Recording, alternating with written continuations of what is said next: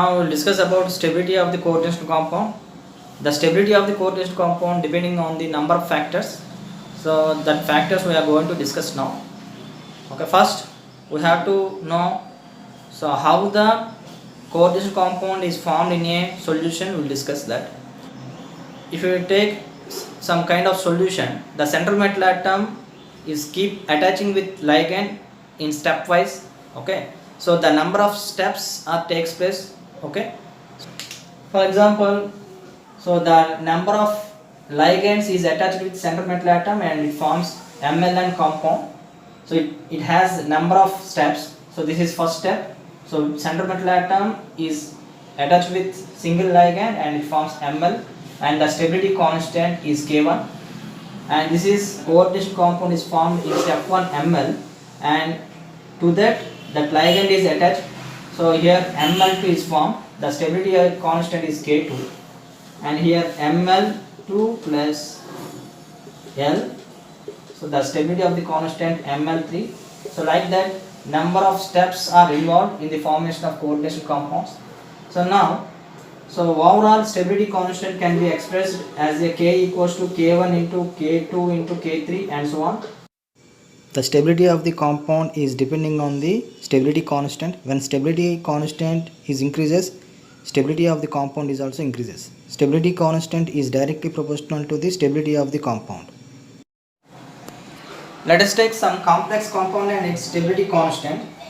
Cu NH3 4 times 2 plus of 4.5 into 10 power of 11, and Az NH3 twice, it's plus, and its stability constant is 1.6 into 10 power of 7.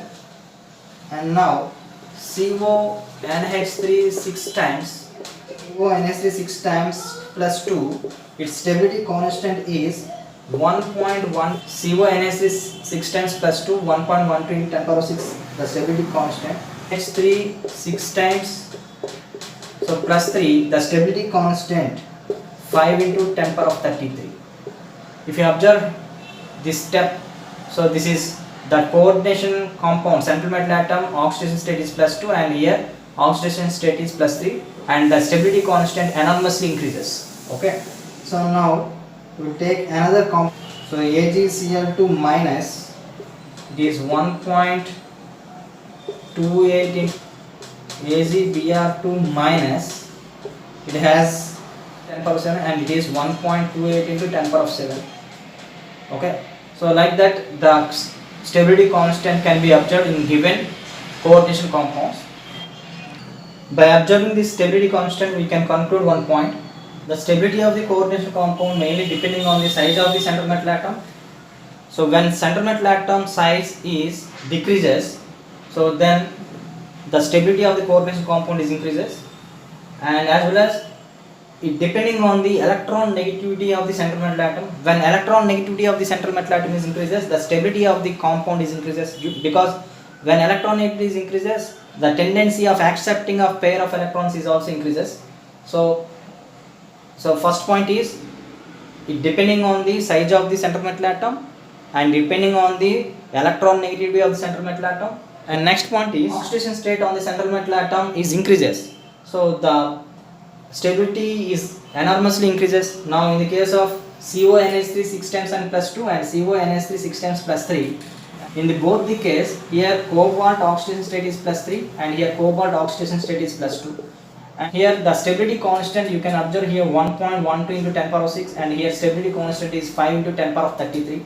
When oxidation state on the central metal atom is increases, the stability of the coordination compound is increases. That is the one factor.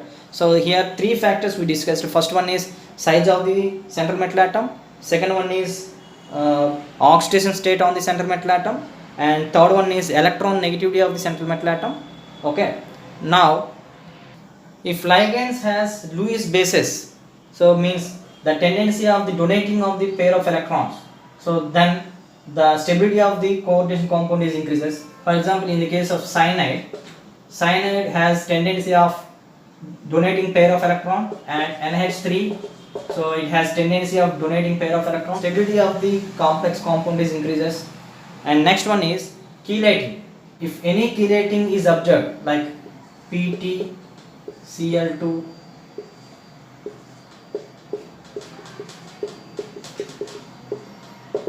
if chelating is observed, the compound acquires more stability.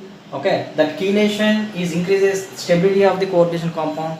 Okay, these are all some factors which affecting on the stability of the coordination compound. Okay, this is main factors which is affecting on the stability of the coordination compounds. Next one we are going to discuss about organometallic compound. So what is organometallic compound? We will discuss now.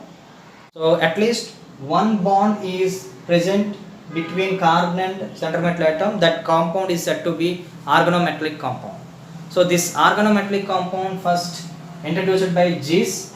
Gies is the scientist. So Gies is the introduced this organometallic compound. So according to this Gies, so here organometallic compound is divided into three types.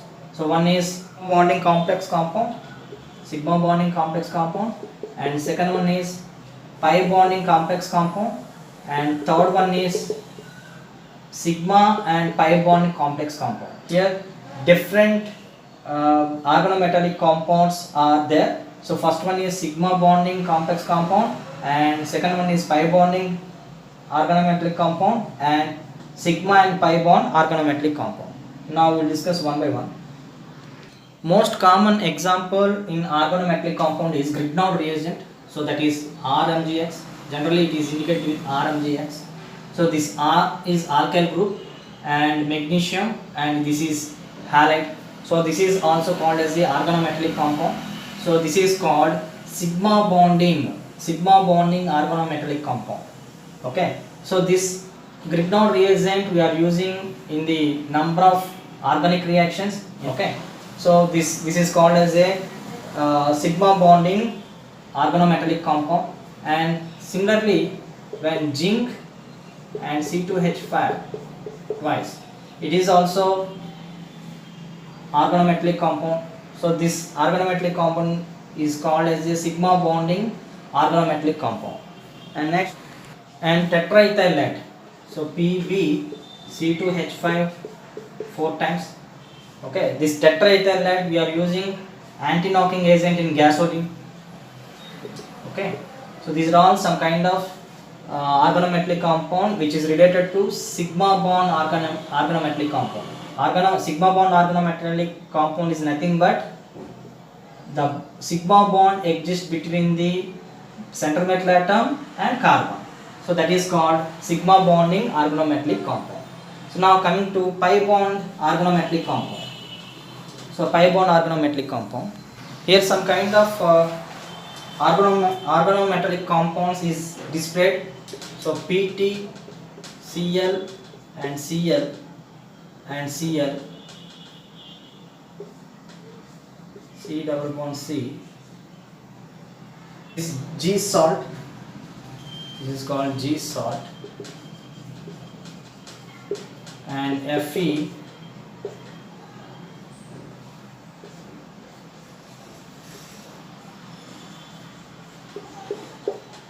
this is ferrocene, and dibenzene chromium.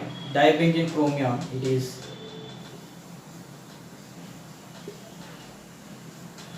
So this is dibenzene chromium. So these are all called pi bonding organometallic compound. So because here pi bond is bonding with center metal atom. Okay. So here how can we represent this compound? So we can represent this compound as PtCl3, and here how many number of carbons are there? 2 carbons. So that's why the Greek letter eta is represented as a number of carbons. So here Greek letter eta is represented as a number of carbons. So 2 C2H4,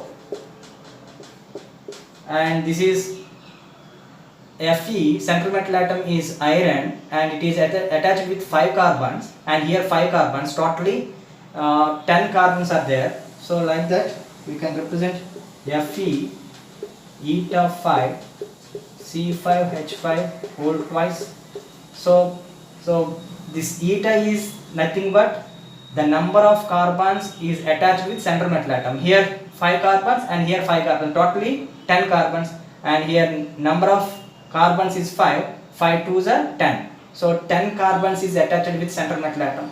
And here chromium, so chromium, say eta 6 is nothing but the number of carbon attached with central metal atom. So chromium eta 6, C6 H6 twice.